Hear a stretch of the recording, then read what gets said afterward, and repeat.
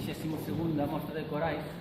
Xa están vindo por aquí o resto de corais, a Coral Polifónica de Noia, para que pido outro fortísimo aplauso e o grupo instrumental e vocal Atlántico para interpretar todos xuntos sin poder se aplaudir.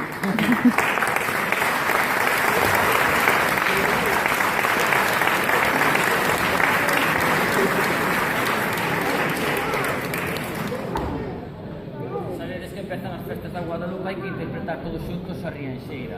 Invito-vos tamén, por suposto, a cantala, pero non digades non te vayas. Quen cante non te vayas, vai salir corrido de Rianxo. Non te embarques, non? Temos que aprender a salir daqui todos aprendidos. Quero unha vez máis dar as gracias á Escola de Música de Lousame, ao Concello de Rianxo, por organizar un ano máis, se chaman 22, esta mostra de corais. Espero de todo corazón que fora do vosso grado, que disfrutarades desta tarde, noite de música coral.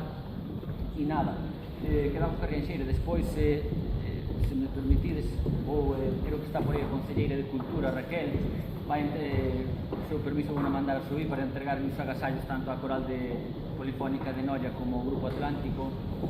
E nada, só me queda despedir.